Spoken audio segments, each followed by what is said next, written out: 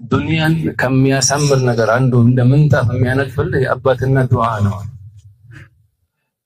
አንድ የታወቀ ሀብታም አለ አረብ ሀገር ላይ አንድ ኢንተርቪው ሲያደርጉት ሀብት አልነበረውም። ድንገት አላህ እንዲሁ ደፋለት ላዩ ላይ እንደ ዝናብ እንዲፈሰሰ ላዩ ላይ እና ኢንተርቪው ያደረጉት ማ ሲሩል በረካ ፊ ሐያቲክ አሉት። አንተ ሐያትህ ላይ እንዲህ ሪዝቁ በረካ ሚስጥሩ ምንድነው ንገረና።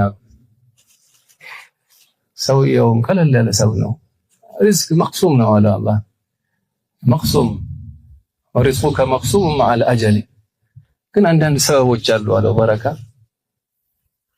የአባት እናት ሐቅ ነው። ኡመክ ثم ኡመክ ثم ኡመክ ሶስቴ ከዛ በኋላ የአባት አይደል አባትም አደራ ይላል።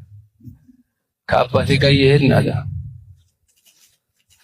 14 19 ሂጅሪያ ላይ የመጨረሻ ጉዞአችን ነበር አለ። መኪና ላይ ጎኔ ላይ ቁጭ ብለዋል አባቴ። አባቱ የሚخدም ልጅ ነው።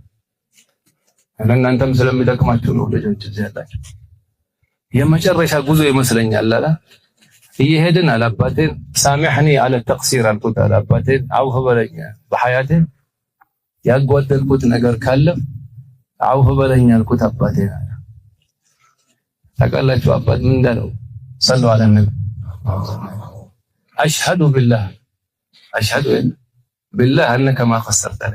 አላህ ለእኛም እንዲህ የሚመሰክሩ አላህ ያድርጋቸው። አኺራ ላይ የእናት ክስ ከባድ እኮ እናት አባት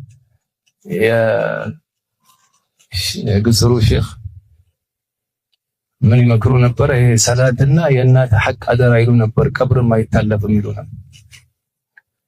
እመሰክራለሁ አሽሀዱ ቢላህ አላጓደልክም አሉኛል።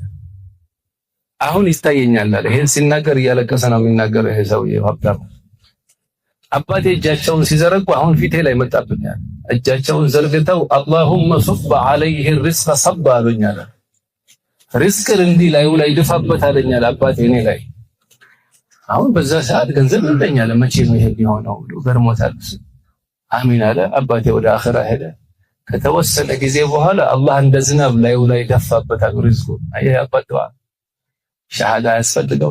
የድሮ አባቶቻችን ዲግሪ ነበራቸው ወይስ ፒኤችዲ ነበራቸው?